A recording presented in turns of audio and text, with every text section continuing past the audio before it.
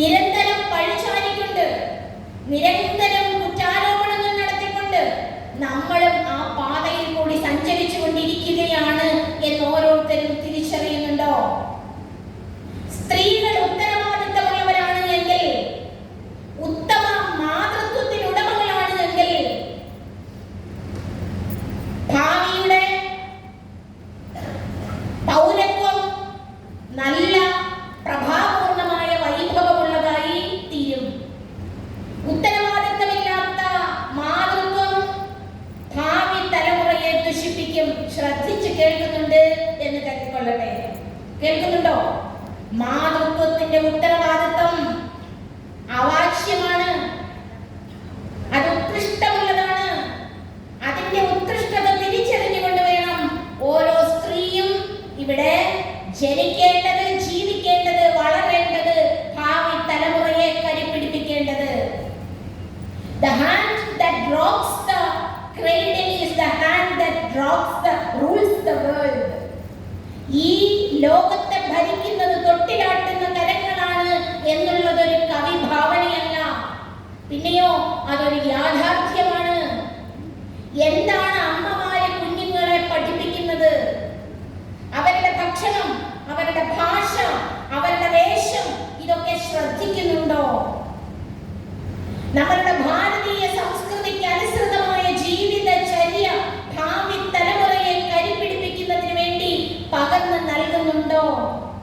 നാം നമ്മുടെ ഉത്തരവാദിത്തം നിർവഹിക്കുന്നുണ്ടോ?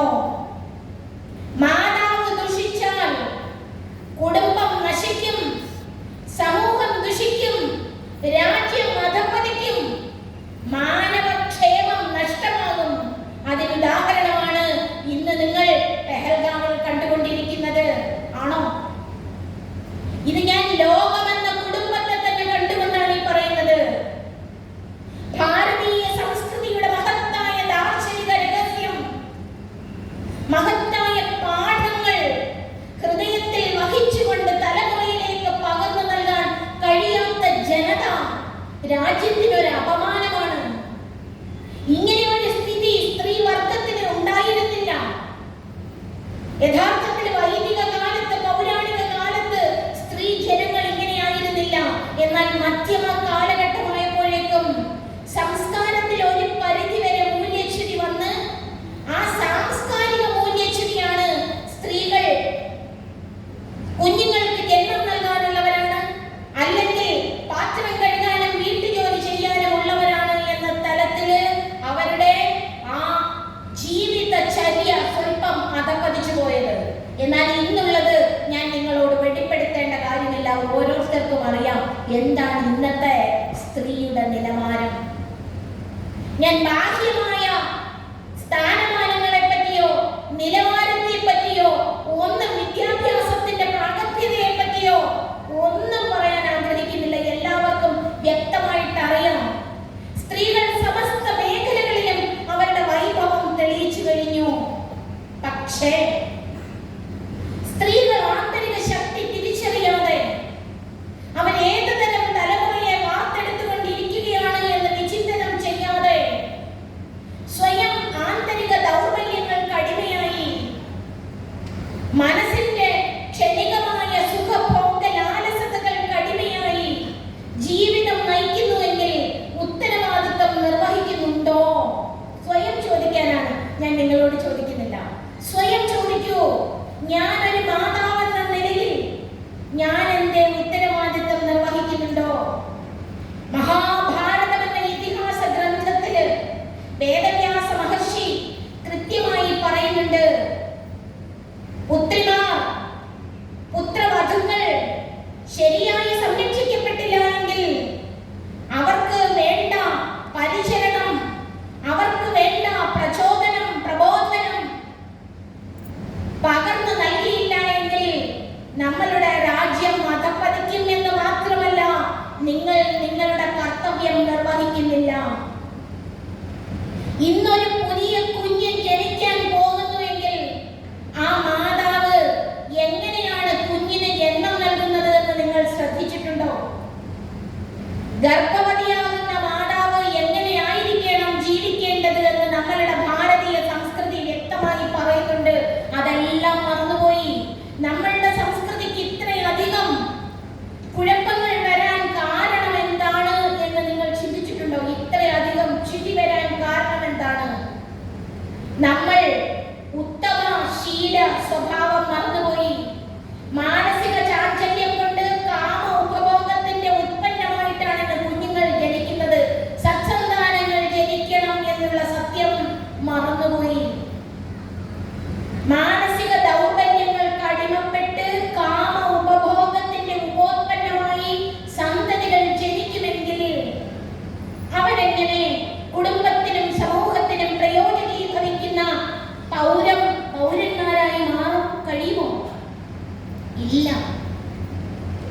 എങ്ങനെ ചെയ്യണം? ഗർഭത്തിൽ കിടക്കുമ്പോൾ തന്നെ ആ ഗർഭസ്ഥ ശിശു ചുറ്റുപാടുമുള്ളത് കാണുന്നുണ്ട്, കേൾക്കുന്നുണ്ട്, അറിയുന്നുണ്ട് എന്ന് നമ്മെ പഠിപ്പിച്ചിട്ടുണ്ട്. ഗർഭത്തിൽ കിടന്ന അഭിമന്യു കണ്ടു, കേട്ടു, ഇല്ലേ? ഗർഭത്തിൽ കിടന്ന കയാതുവിന്റെ ഗർഭത്തിൽ കിടന്ന ഭക്തോത്തമനായ പ്രഹ്ലാദൻ സത്സംഗം ലഭിച്ചത് കൊണ്ട് അങ്ങനെയായി തീർന്നു. ഈ കഥകൾ മൈക്കിന്റെ മുമ്പിൽ നിന്ന് പറയുന്നതല്ലാതെ ഏതെങ്കിലുമൊക്കെ സമ്മേളന വേദിയിൽ പോയിരുന്ന് കേൾക്കുന്നതല്ലാതെ നിങ്ങൾ ഹൃദയം കൊണ്ട് ഇത് കേൾക്കുമെങ്കിൽ നിങ്ങൾ 10 പേരുടെ അടുത്ത് പറഞ്ഞു കൊടുക്കൂ. ഞാൻ ഹൈന്ദവ സമൂഹം എന്ന് പറയില്ല. നമ്മളുടെ വളർന്നു വരുന്ന തലമുറ ഏതുമാകട്ടെ, ആരുമാകട്ടെ, മാനവ കുലം ഇങ്ങനെ അധപ്പതിക്കാൻ പാടില്ല. അവരോട് പറഞ്ഞു കൊടുക്കൂ, ഈ കുഞ്ഞുങ്ങൾ കാണുന്നുണ്ട് ഗർഭത്തിൽ കിടന്ന്. ഇന്ന് ഗർഭവതിയാകുന്ന മാതാവ് എന്തൊക്കെയാണ് കേൾക്കുന്നത്, എന്തൊക്കെയാണ് കാണുന്നത്? അവർ സദാസമയവും ഇങ്ങനെ മൊബൈലിൽ വിരല് മുകളിലോട്ടും താഴോട്ടും ഇങ്ങനെ സ്ക്രോൾ ചെയ്തുകൊണ്ടിരിക്കുകയാ, ട്രോള് കാണാൻ. ഈ scrolling finger will lead to them to a horrific future. ആ ഫ്യൂച്ചർ നിങ്ങൾക്ക് ഒരിക്കലും പറഞ്ഞറിയിക്കാൻ പറ്റാത്ത തരത്തിലുള്ളതാണ്. സകലവിധ പ്രക്ഷുബ്ധതകളും പാടില്ലായ്മകളും അവരുടെ മനസ്സിൽ കൂടി കടന്നു പോകുന്നുണ്ട്. ഈ സകല വൈകാരിക ഭേദങ്ങളും ആ കുഞ്ഞിനെ സ്വാധീനിക്കുന്നുണ്ട് എന്ന് നിങ്ങൾ എന്തുകൊണ്ട് തിരിച്ചറിയുന്നില്ല? നിങ്ങൾ എന്തുകൊണ്ട് തൊട്ടടുത്തുള്ള അമ്മമാർക്ക് പറഞ്ഞു കൊടുക്കുന്നില്ല? എന്തുകൊണ്ട് അവരെ ഉദ്ബോധിപ്പിക്കുന്നില്ല? ഇങ്ങനെയുള്ള ഹിന്ദു മേളന വേദികളിൽ ഇവരെ കൊണ്ടുവരുന്നില്ല.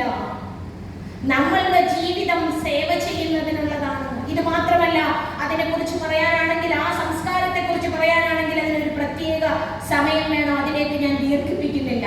വളരെയധികം അതിനെക്കുറിച്ച് ചൊല്ലാറുണ്ട്.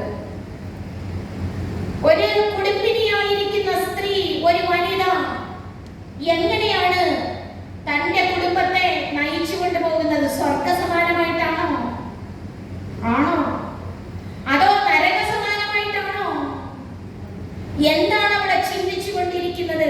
കുറ്റപ്പെടുത്തലുകളും പോരായ്മകളെ ചൊല്ലിയുള്ള പരസ്പര തർക്കങ്ങളും കലഹങ്ങളും കൂടിക്കൊണ്ടിരിക്കുമ്പോൾ ഒരു കുടുംബത്തിൽ സമാധാനം ഉണ്ടാകുമോ? ഇവിടെ ഇരിക്കുന്ന അമ്മമാരൊക്കെ ഒരു ദൃഢ നിശ്ചയമെടുക്കണം.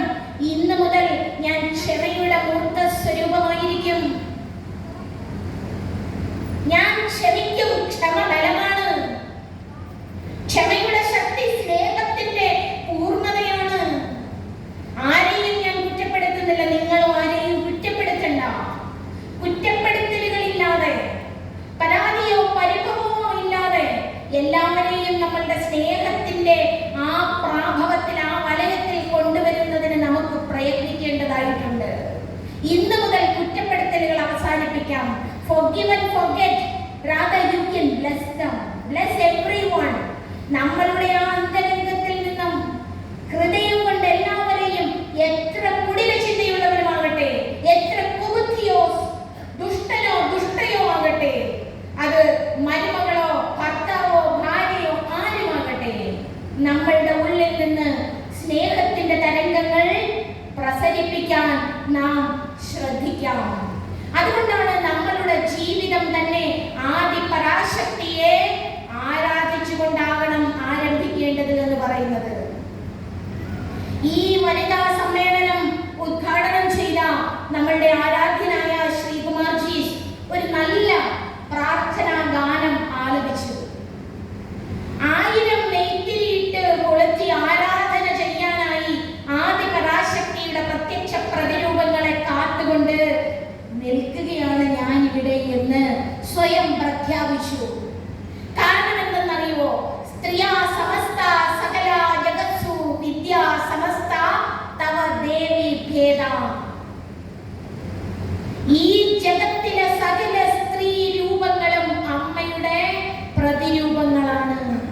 ഈ ലോകത്തിലുള്ള സകല വിദ്യയും അമ്മയുടെ തന്നെ പ്രതിരൂപമാണ്.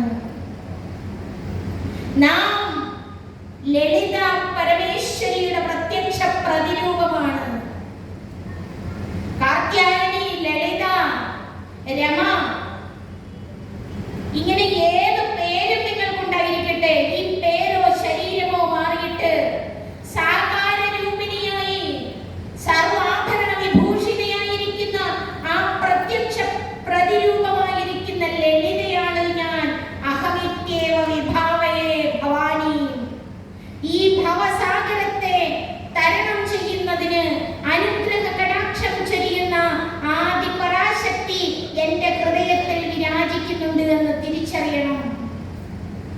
നമ്മുടെ ഉള്ളിൽ ശക്തിയുണ്ട്, പക്ഷേ ദൗർബല്യം അതിനെ തിരിച്ചറിയാൻ സഹായിക്കുന്നില്ല.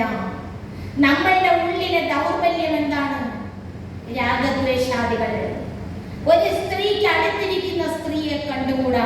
അവരുടെ സാരി, അവരുടെ വള, അവരുടെ ആഭരണങ്ങൾ, അവരുടെ വീട്. ഞാൻ കുറ്റപ്പെടുത്തുകയല്ല, ഒരു നർമ്മസല്ലാപം എന്ന് ചിന്തിച്ചാൽ മതി. ഇതിനെ ഒരു നർമ്മമായ ഹൃദയ സംവാദം എന്ന് കരുതിയാൽ മതി. ഒന്ന് ആലോചിച്ചു നോക്കൂ, നമ്മുടെ ബുദ്ധി എവിടെയാ പോകുന്നത്? നമ്മളുടെ ബുദ്ധി ഇതൊക്കെ നിസ്സാരം, ക്ഷണികം, ഇതിലൊന്നും വലിയ കാര്യമില്ല. സഭ്യമായ വേഷധാരണ നടത്തൂ എന്തെന്നല്ല പറയുന്നത്. വേഷധാരണത്തെ കുറ്റപ്പെടുത്തുകയല്ല ചെയ്യുന്നത്. നമ്മളുടെ ശ്രദ്ധ എവിടെയാണ് പോകുന്നത്? നമ്മളുടെ ശ്രദ്ധ നിർമ്മലമായ ഹൃദയം തനിക്കുണ്ടോ എന്നുള്ള ആ ആന്തരിക സത്തയിലേക്കായിരിക്കണം. അസൂയ എന്ന ഭാവത്തിൽ നമ്മളുടെ അടുത്തേക്ക് കടന്നു വരാൻ അനുവദിക്കരുത്. മത്സര ബുദ്ധി പാടില്ല. ഇത് ആർക്കും പ്രയോജനം ചെയ്യില്ല. എനിക്കും പ്രയോജനം ചെയ്യില്ല, അന്യനും പ്രയോജനം ചെയ്യില്ല. ആദി പരാശക്തിയായിരിക്കുന്ന അഖിലാണ്ട കോടി ബ്രഹ്മാണ്ട